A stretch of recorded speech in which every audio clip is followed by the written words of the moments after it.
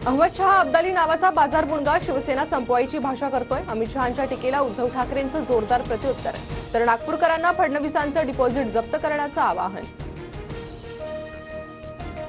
येत्या शिवजयंतीला सिंधुदुर्गात छत्रपती शिवाजी महाराजांचा भव्य दिव्य पुतळा उभारणार। साताऱ्यातून मुख्यमंत्री शिंदे यांची घोषणा।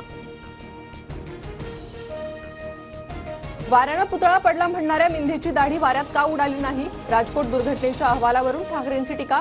ठाकरेंच्या हस्ते कळमेश्वरमध्ये शिवरायांच्या 13 फुटी पुतळ्याचं अनावरण। काही नेते हताश आणि हरलेल्या मानसिकतेने संघटना चालवतात। मुख्यमंत्रीपदाचा चेहरा करण्यासाठी दिल्लीत उमरे जिजवणं ही भीक। उद्धव ठाकरेंच्या टीकेला मुख्यमंत्री शिंदेंचा जोरदार पलटवार। उद्धव ठाकरेंकडून आनंद दिघेंचं खच्चीकरण। दिघेंचा जिल्हा प्रमुख पदाचा राजीनामाही मागितला होता। ठाकरेंनी माझ्यासह दिघेंचे पंख कापले, रामदास कदमांचा आरोप। इंदापूर विधानसभेसाठी शरद पवार गटाकडून 4 इच्छुकांचे अर्ज। प्रवीण माने, अप्पासाहेब जगदाळेंसह अमोल बिसे आणि अशोक घोगरेंचे अर्ज दाखल।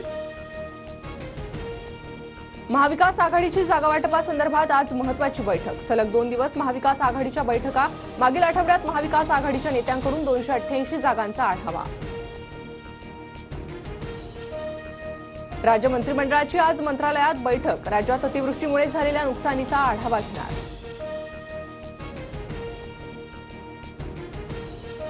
पश्चिम रेल्वेवर 4 ऑक्टोबरपर्यंत 150 ते 175 लोकल रद्द। राम मंदिर रोड, गोरेगाव आणि मालाड स्थानकादरम्यान वेग मर्यादा लागू। चाकरमान्यांचे हाल होणार। आगामी IPL हंगामासाठी खेळाडू रिटेन करण्यासाठी संघांना मुदत। 31 ऑक्टोबरपर्यंत 10 संघांना रिटेन केलेल्या खेळाडूंची नावं द्यावी लागणार।